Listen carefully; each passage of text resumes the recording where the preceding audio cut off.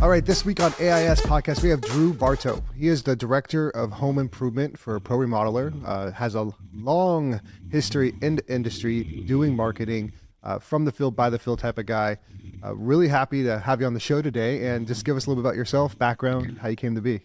Ryan, thanks so much for having me here. I really appreciate it. I'm excited about it. So, yeah, I got into the industry, it's 14 years ago now. I was hired as a Director of Marketing at a replacement window door company in Pittsburgh, Energy Swing Windows, and I did that for 13 years. We grew quite substantially over those years, and I'd always had a relationship with Pro Remodeler. I was speaking at their conferences as a quote-unquote expert in the marketing fields on social media, direct mail, things like that for home improvement companies.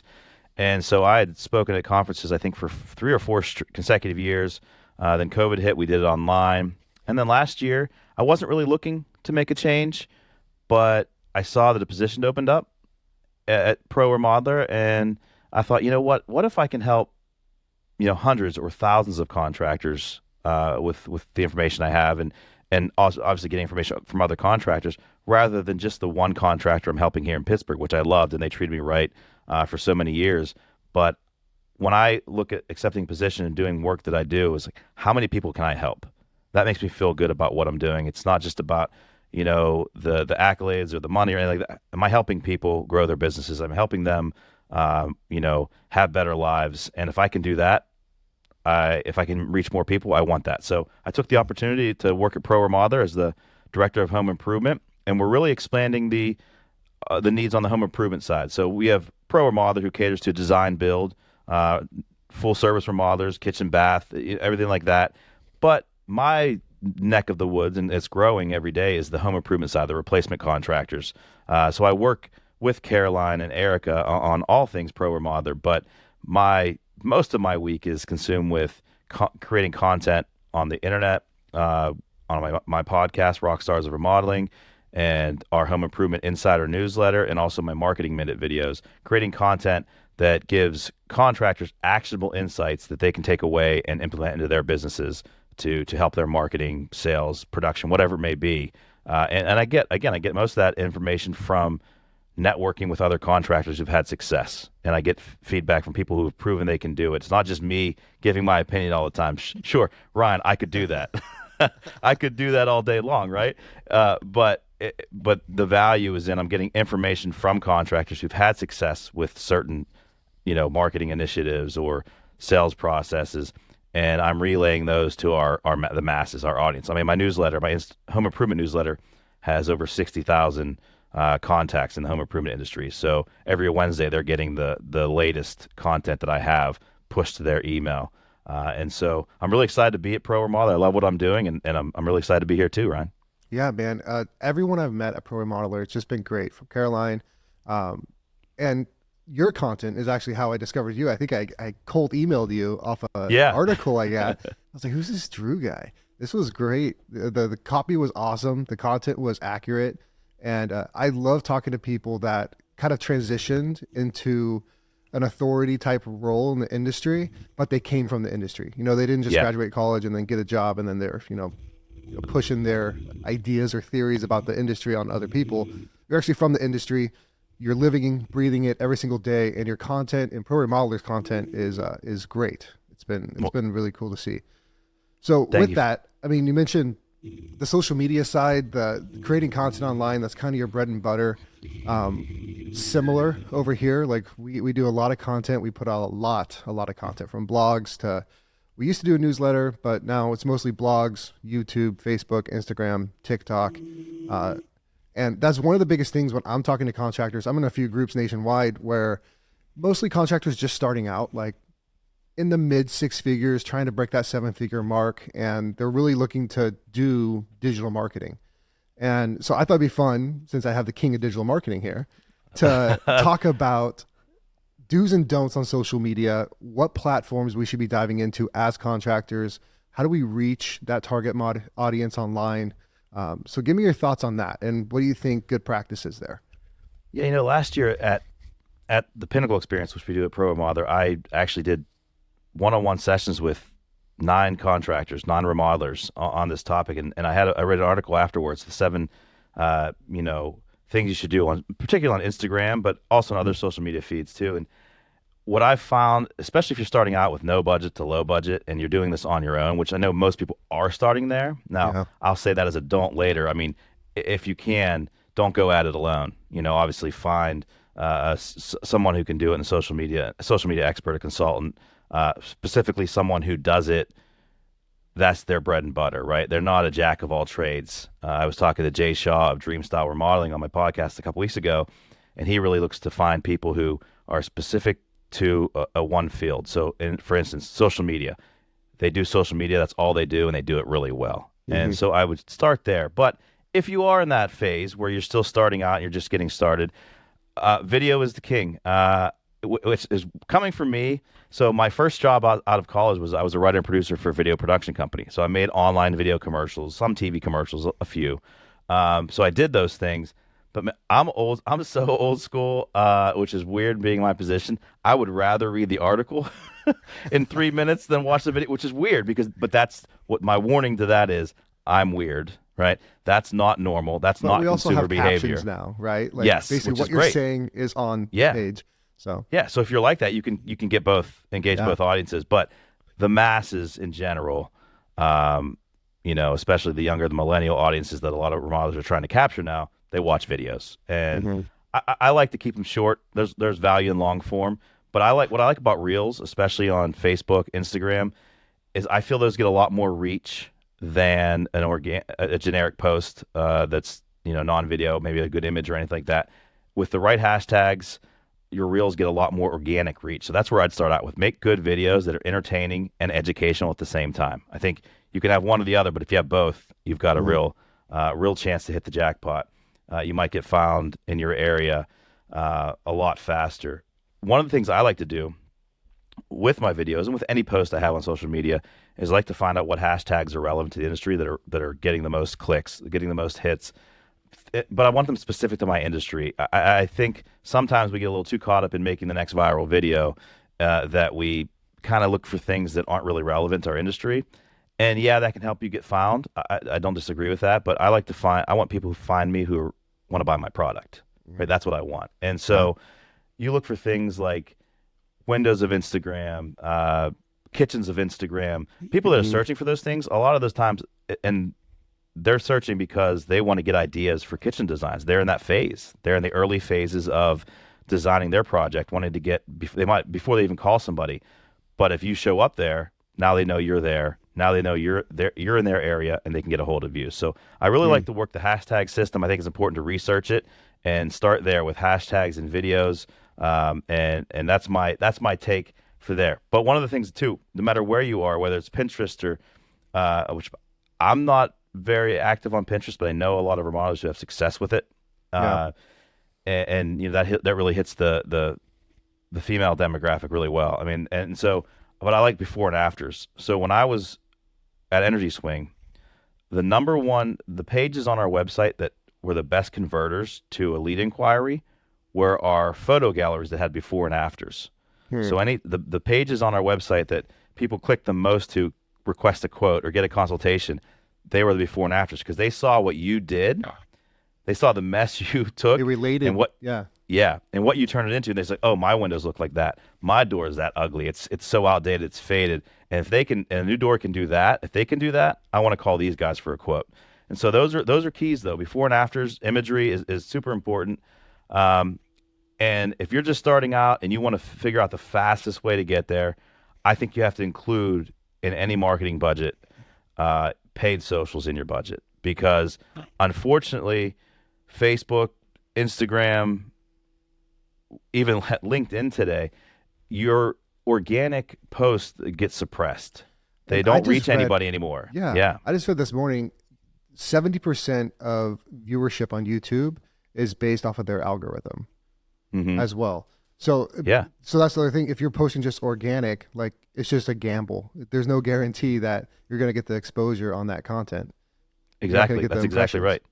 Yeah, that's exactly right. And that's what's tough, because when I'm going to date myself again, when I gave my first social media talk, 2017, it was still 2018, somewhere in there, you were still reaching the people who followed your page. I mean, you might have 20,000 followers and you were reaching, several thousand, if not more, organically.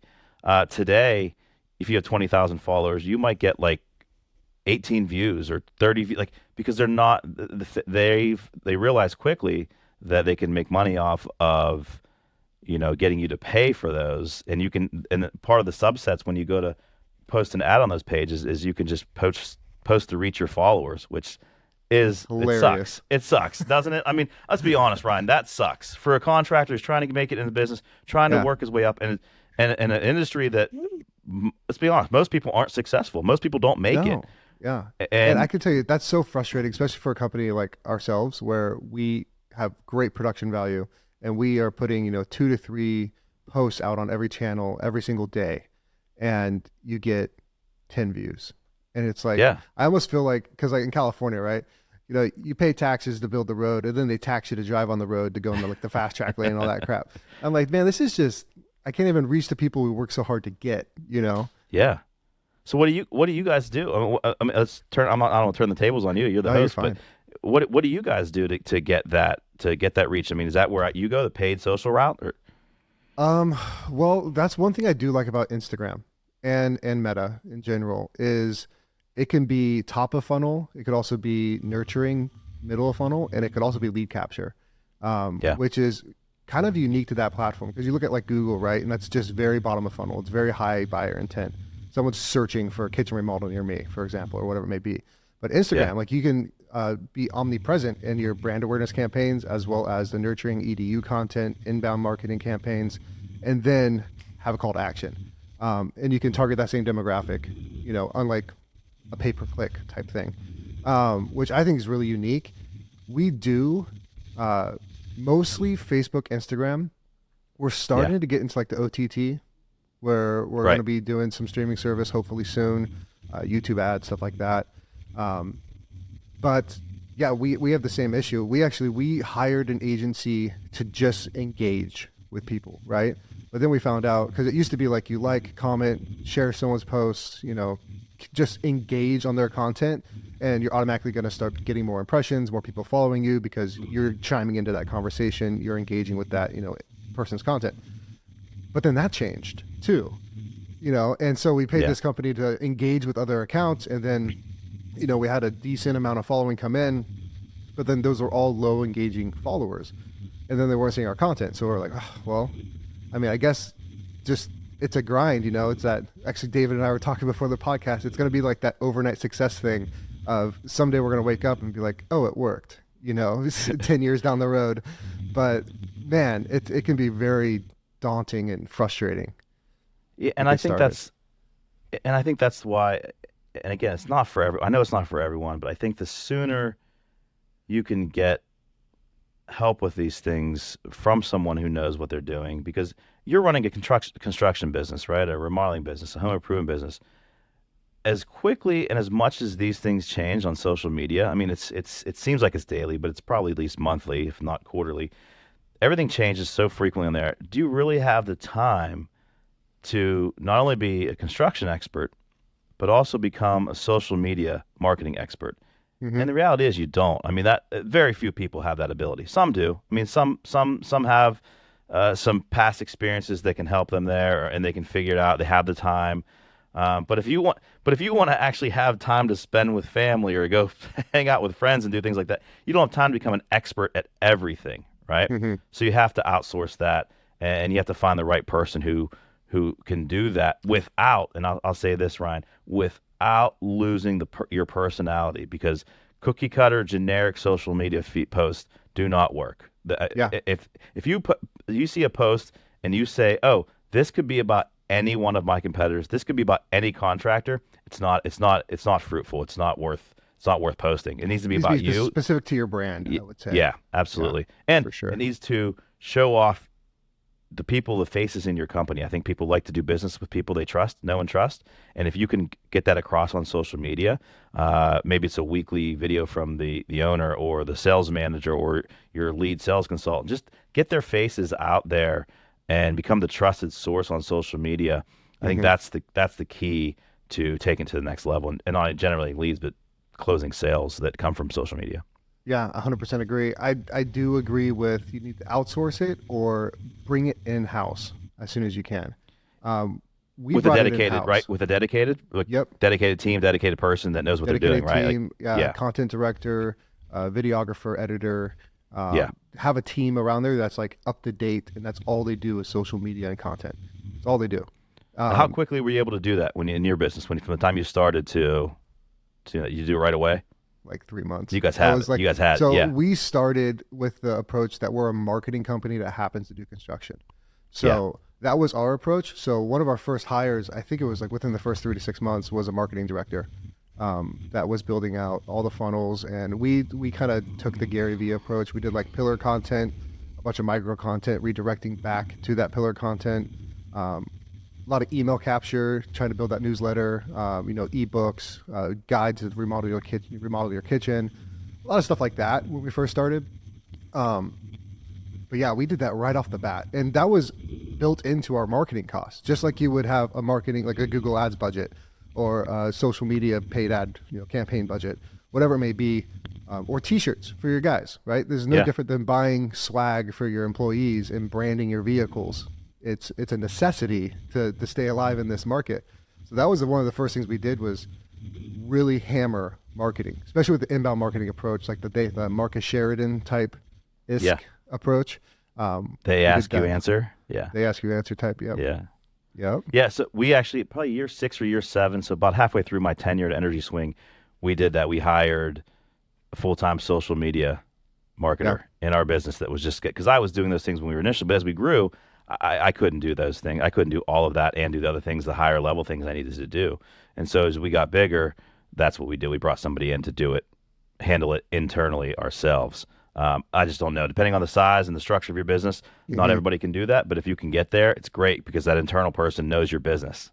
Yeah. And those posts reflect who you are and your personality, your brand. And it's the first step to scaling, in my opinion. That's why we did it so early, because we built our org chart out, and like, to get to where we want to be, we need to have the exposure. We need to have the scalability and predictability of marketing, because referrals are great, right? Referrals are the best type of lead you could ever get.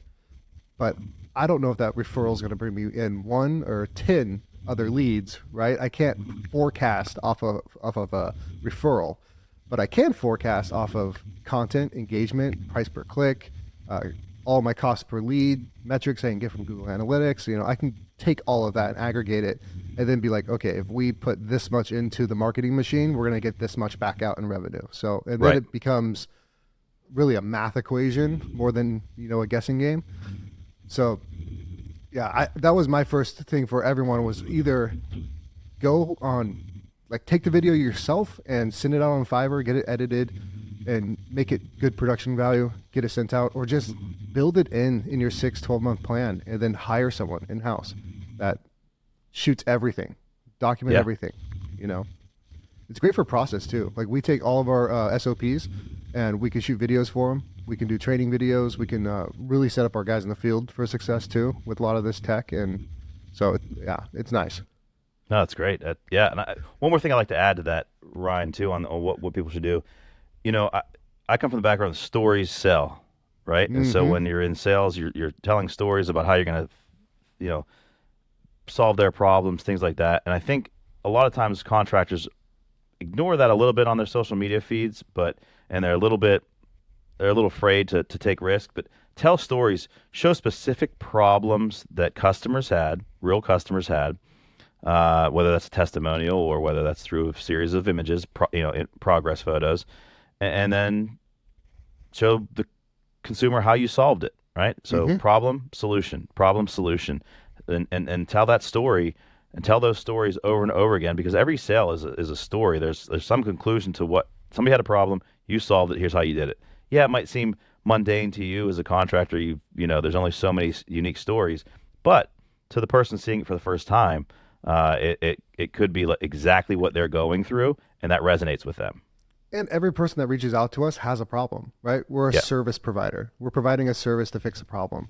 And so, like, especially like on full home renovations, we just did one where we did kind of just that. We walked through like the homeowner's main issue, like why they called us. You know, the home was cramped. It wasn't energy efficient. They needed to add more space for, you know, living in place or aging in place. And that story is great because there's hundreds of other people in your immediate market that are going through that same exact thing. Yep. You know, exactly. And then if you can get a homeowner testimonial at the end of that, you know, vouching for how you guys solved that problem. I mean, it's shooting fish in a barrel. You know, the leads will just come in. Oh, absolutely. Get a video. If you can get a photo with them maybe holding a sign up saying, you know, 100% satisfied customer. We used to do that all the time. So the people who are the people who are too shy to maybe do the video, they might, you know, and stand in front of their brand new entry door with a sign that says 100% satisfied XYZ construction company customer. And then you can use that all over social media, and it's a real person. And when when you're scrolling on social media feeds, yeah, beautiful photos get attraction. Videos get, obviously, people are attracted to those. But next to that, you want faces of people, real people. Throw in a pet, put a dog in the photo, you know, whatever, and people stop on those. Those are the things that get people's attention. So we had a lot of success with the photos. Not as much success getting testimonies from customers on video, but a lot of success with photos. Yeah. So a little bit off the script here, but sure. In the replacement side of contracting, in the I call it like need versus want, right? Like what we do here at KHP Construction, we're mostly a want. We're more of a luxury item. It's a nice to have. Every home we go into typically has a functioning kitchen, you know, but they really want a nice kitchen. Whereas an exterior, for example, like they need to replace that siding. They need to replace this roof. They need to do X, Y, and Z. How do you feel in like the marketing, and really how do you shape that funnel? Because I do think like omnipresence there is probably super important, be top of mind, because then when something does happen to that homeowner, you're the first brand that they think of.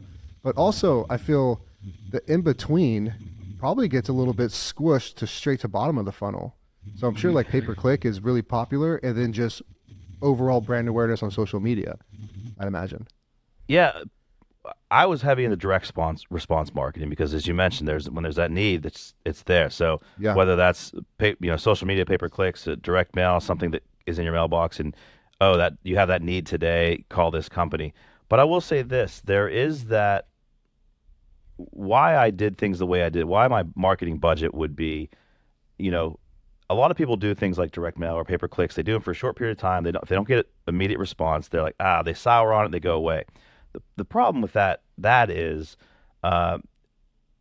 people are in a different part of the buying stage at different times, right? And so maybe in January, somebody has a little bit of an issue with the latch on the window, and they're like, I should call somebody. I'll start looking. They start their early procedure. But do I really want to spend $10,000 on new windows because one latch is broken? Okay, maybe not. So, but they're there. They're searching at that point, right? They're really at the top of the funnel at this point, And so, what I want to do is continue to hit them every month or every other month. Stay at top of mind, because at some point that latch is going to completely break, or at some point not only is the latch broken, the window's drafty and there's air coming in. Now they're really annoyed. It's kind of like this level of discontentment grows. And so I like to continue to market people with similar messages throughout that process, because every day somebody new is entering the market. And when they've finally been there, if I missed that month that they reached their breaking point, all of that other marketing was for naught. I spent money and I wasted it, because as much as I like to think we're branding every day, there's so much competition out there that if I skip a few months, when that actually issue happens, they might not remember who I am, and they might not have written my name down or saved my video on Facebook or saved my website on their bookmarks. So I really like that consistent process when I'm marketing. I stick to it. I'm dedicated to it. I obviously run the analytics every month. You have to continually know what you're doing. You do want to move things out. It was funny. I never heard this before, and I didn't approach it this way. But when I talked to Jay Shaw a couple weeks ago, he said he never likes to have any lead source account for more than 20% of his total sales, his total revenue, total leads. Paid because lead sources? He doesn't want to rely on a lead source. He doesn't want to have any one lead source account for more than 20% of the total leads that they generate. Because if his theory is, and I like it, is that if that lead source were to, say you have something that generates half your leads, like a third of your leads, something happens to that lead source, your business is in trouble. Yeah. So he likes to continually try new things and cycle through those things, which I like that. I like the concept too, but it's key to measure it constantly and to work with your vendors and your service providers on ways you can make those leads more cost effective for you. Yeah, it's like hedging. You're basically hedging your marketing spend, which I think is smart. I agree. Like for us, I think organic, like SEO, all of our Google business profiles, those are the bread and butter, I would say. Yeah. Being in that map pack, being that, first up on Google. Absolutely.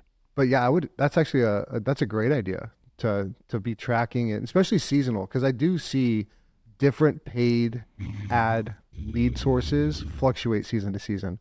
Like Yelp might be great in the spring, but then it dies off in the fall, whereas Google takes off before the holidays, and then Facebook is also taking off. And so I think it is important to build trends and do that as well. Yeah, that's smart though.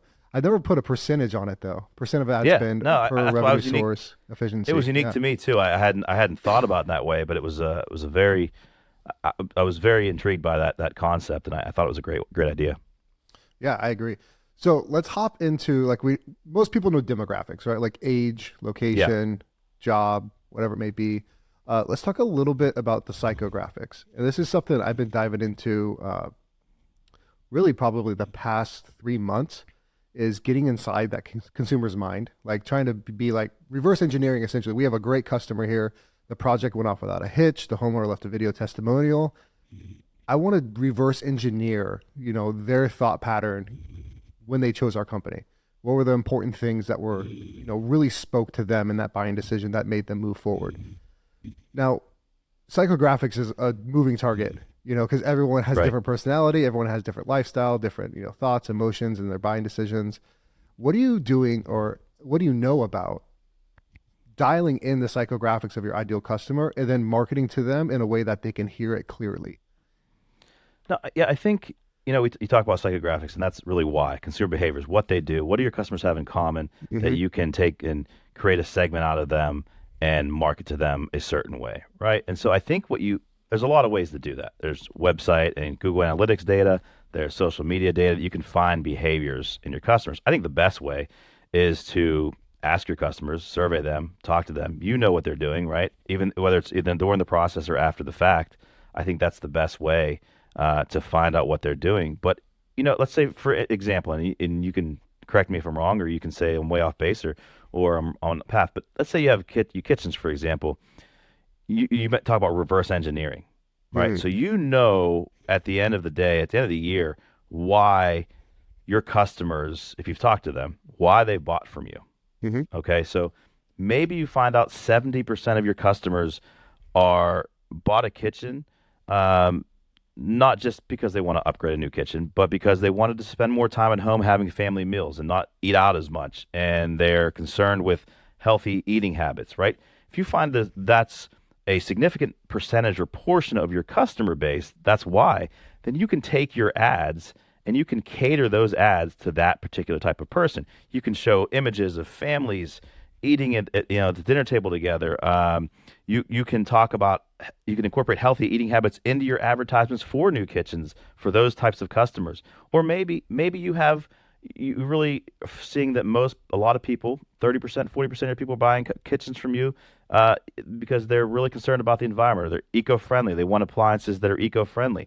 And so you start to gear ads and social media posts, things like that. You start to gear ads towards those buzzwords, the environmental buzzwords, showcase the appliances that are eco-friendly. You kind of know what your customers want. If you find enough of them want these things, you then reverse engineer and turn your ads into those things. So you attract those same people, because those are the people that are most likely to buy from you. If they look like the people who've already bought from you, those are the people who are most likely to buy from you in the future. And I think that's just smart marketing. And we have so much more data available to us, but I still think there's nothing better than old-fashioned asking customers why they bought from you, because I think you do know at the end why they ultimately wanted that space, right? Why did they want that kitchen remodeled? Why did they want that patio built in the back? Maybe a kitchen, they're just people who, they don't care about eating as a family, but they like to entertain, right? They like to entertain every week. So what do those ads look like? They have a bunch of people, eating and drinking, hors d'oeuvres in the kitchen, the new space they have, and having a good time. That's what psychographics allow you to do from a marketing perspective. They allow you to cater and hone in your ads on those people who are most likely to spend money with you. And I think that's just smart business. And I think we've come a long way going from demographics to psychographics. I think this just helps you be a better marketer overall. Yeah, and it's the why they want it, and then how they want it done. So like it's almost like the why is the overall message, and then the how, because some people, like one of the big things we've had lately is like the tech exodus. All the remote work coming into our valley with people making great salaries, buying a middle class home, and then just dumping hundreds of thousands of dollars in these homes. And we've caught onto a trend of that psychographic is that they work remotely, so they want things to be clean. They want things to be done fast. They want things to be efficient. They want to be in the loop remotely as well, like through tech. And so now it's like, okay, well, we know what they want. We know why they want it. And now they know how they want it. So you have a complete message there to get in front of that ideal demographic and psychographic at the same time. And that was a huge revenue stream for us in 21, 22 was the tech market leaving Silicon Valley and coming to the Central Valley. I like the way you put that. Yeah, that was very, very clear, very insightful. But I think too, it can help you. It can help you knowing what your customers want and who they are can help you change your processes to better serve your ideal customer. You don't have to think about it and saying, okay, what do my customers do? You might say to yourself, well, it turns out that, we talk to customers. What do they expect from an appointment for windows and doors? What do I hear? Like they expect, I only want to spend 30 minutes with you. Because where I worked, we had sort of a two-step sales process. We'd meet you one time for, 30 to 60 minutes to measure your products. And then we'd come back a second time. This is even in windows and doors. There's a replacement. And we'd come back a second time. But we evolved over the years. And there's a lot of, construction companies that are evolving to meet customers where they are.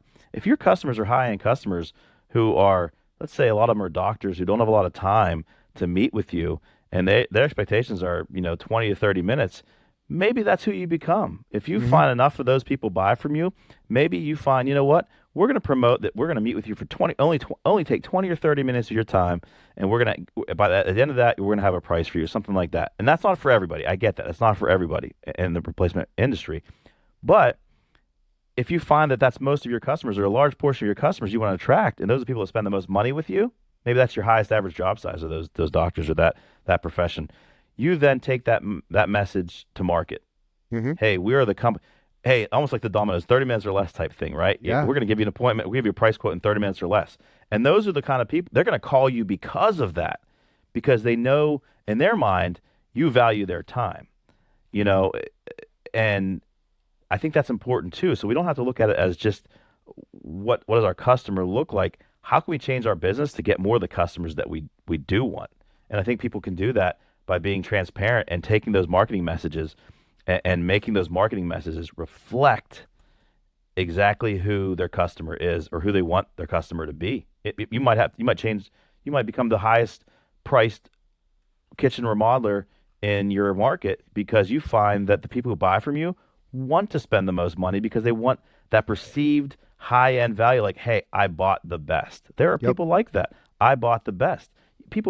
Contractors might be able to find out in their market, if that's who's buying from you, you might even be able to raise your prices a little bit because those people want to spend more money. They want that thing that comes with that high class, high end thing, the value that comes with knowing, hey, I paid more. I paid more for my car. I paid more for my kitchen. I paid more for my house, And man, if you're charging more money on your projects, in theory, if you have more gross profit, you don't have to run as many projects. Exactly. So you can give that more upper echelon experience to that high-end client, which is what we try to do here. Like we start a project, we finish a project. We don't have dead days. We don't pull off our crew and start another project because we have cash flow issues. Start a project, finish a project. Give that homeowner the experience that they paid for. And I do like a part of us is we are very tech forward. Like our tech stack is ridiculous for a residential contractor. We actually go in with like a LiDAR camera. We do a full 360 scan. We get the lay of the land, and homeowners love it, especially like the tech homeowners. They're always like, what is that? Like, what are you guys doing? Yeah. What type of tech is that? And it just really builds authority in their home. So I do like that. And there's also, you actually had me writing down some different marketing strategies here as my brain was spinning and you were talking. Well, I did my job then, I hope. You did your job. If I'm doing it, I'm sure the listeners are doing it too. That's good. Thank you. Yeah, I just think marketing is fun. It's not easy. But it's really fun though. It is really fun. And hey, Ryan, I mean, I love to sit up here and say I was the best at everything. I never failed, never did anything poorly. We always had success with everything I tried, every idea I had. But that's not the case in marketing. It can't be. Yeah, you can be equipped with information that makes things more likely to be successful, which is what we're trying to do here, give information, right? But sometimes you just don't know it till you try it. And I had a lot of things that didn't work in my 13 years. But you're always trying to find new lead sources. You have to take some risks. Now, at least today with podcasts like this and content like we have on Pro Remodeler, you're hopefully taking a more educated guess than contractors had to a decade or two, even earlier than that, they had to do. But you never know until you try some things. And I think you have to continually look to see what works for you in your market with your customers. Well, that's why every paid ad dashboard has an A/B test area, right? Yeah. Like we're essentially, you're a scientist. You're throwing out a hypothesis. I think my ideal customer, if they engage with X, Y, and Z, they're going to like X, Y, and Z, and they're going to convert. But maybe not to that. So let's run another set of creative, or let's do another creative, another set of copy, and another call to action, and let's see how that works in a similar format. Let's just A/B test. Throw that hypothesis out there, iterate it, and then adjust as needed. Because that's one fun thing about what I love about marketing is that there's data behind the actions you're doing, and there's almost like an instant feedback loop within, let's say, a quarter over quarter period. Like there's always feedback on how you're doing, which I love because it's a moving target, Absolutely. But it's really cool to kind of see the fruit of your labor. And then when you hit a buying pocket, man, and you have the perfect campaign and it's just generating and converting, it's such a good feeling to be like, yeah. I did it, right? I nailed it. Yeah, I love it. You mentioned A/B testing. I do that a lot even with a Pro Remodeler, just with the article, the way we title our articles to get people to click on them. I mean, we A/B test and say, well, these things, this is working. And even my newsletter, I send it out to different segments of our list, and I see the click rates and leads generated from those and page views, things like that. And we're always looking to see what the consumer wants by testing, and then we find that campaign that works the best, gives ourselves a better chance moving forward to make a decision on how we want to maybe word things or which audience we want to reach and which one we might want to pull back on. Yeah, no, 100%. So we're going to Pinnacle in September. We're real excited about it. I know a few people that listen to this podcast that are interested in going as well. Let's plug Pinnacle for a minute. Tell us what it's about, who's going to be there, what type of content will be talked about, really, because I know there's like the marketing side, there's sales, there's some stuff about operations. Give us the lay of the land. Well, Ryan Kelly will be there, so that's I will. That's so that's the first start. No, it's Pinnacle is September 11th through the 13th in Philadelphia. I'm actually in Pittsburgh, so it's not too far from me. I'll probably take a nice little drive there, but it is our main event, Pro Remodeler's main event. We combined our lead sales, our Extreme Sales Summit and Extreme Lead Gen events into one major event that happens in the fall. And it's really geared towards remodeling. That's design, build, full service remodelers and home improvement contractors in the areas of sales, lead gen, technology, and leadership. So, I mean, obviously, you can't have a conference today without a focus on technology because it's every month there's something new. Business, and it's the tech stacks are important. Like you mentioned, your tech stack. It's all the big successful contractors have an impressive tech stack. They're there and they're adapting and adopting early. I've mentioned this before on other things I've done and other articles I've written, but the home improvement industry, the remodeling industry, we used to be really slow at adapting and adopting new technologies. But man, the successful contractors are trying new technologies, implementing them quickly, figuring out how they can work for their business, and they're doing that. So we have a lot of content on technology, leadership, sales.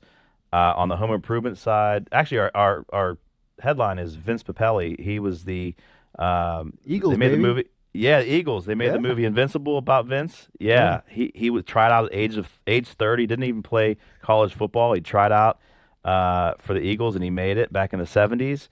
And they made a movie about him with Mark Wahlberg. And he's our keynote. Just a really good speaker on getting the most out of your team and taking it to the next level. But that'll kind of get things started. But we also have, some heavy hitters in the home improvement space, like Brian Gottlieb, who founded Tundraland Home Improvements, Charlie Gindell, who was the owner of the RBA, Orange County, California, for years, and now he does business consulting. Scott Siegel for Certified Contractors Network. We have some big names that are coming to the conference, and we're really excited about them on both the remodeling and the home improvement side. I think all total, we're going to have like 40-some speakers there. And these are people who have had success in specific fields and specific areas, and they are coming to give that information to the audience. And so we expect to have a full house. We've already got a pretty good head start on people who are attending, and so the early bird registrants also get a subject matter expert, a 20-minute session, a one-on-one with somebody in remodeling or contracting who have had success. For instance, we have a subject matter expert who will look at your profit and loss and see certain things that you could do differently, or they might look at your marketing budget, your marketing spend, and say, here's this, you should cut this, you should do more of this. They're going to give you 20 minutes of one-on-one with somebody who's had success. And also, as part of the early bird registration, we're going to give you complimentary tickets to our networking event at the Phillies game, Phillies versus Braves on September 12th. So if you get in early enough, you get those things complimentary. So go ahead and check it out. It's the Pinnacle Experience, Pro Remodeler, and it's in September 11th through 13th. Awesome. Yeah, I'm real excited for this conference. I love the one-on-one. Not many places you get to do that, right? Yeah. And remember we talked before on a call, and I was like, man, it's almost like conferences are just to be in the right room with the right people, and just getting the 20 minutes with a specialist, someone that's had success in what you're interested about, what you're trying to get better at, almost priceless. So that's really cool you guys are doing that. Excited for that conference. Yeah, and we're going to break it down into 2 tracks too. So, I have a general session with 2 or 3 speakers that lead it off, but after that, hey, full service remodelers go over here to this room, home improvement companies go over here, because those businesses are a little bit different, right? They fundamentally, there's just differences in those businesses, and so we're really catering to both, and that's what we really wanted to try this year. Last year was more general, and this year, okay, we want specific content that's going to help this type of contractor, and that's what we've done. We've lined up so many good speakers. I'm really excited about it, Ryan. Sweet. Well, man, I really appreciate you coming on today. Great information from you. I'm happy for all your success over at Pro Remodeler. Excited to meet you guys in September, and can't wait to see you. We'll stay in touch. All right, thank you, Ryan. All right, man. See ya. Take care.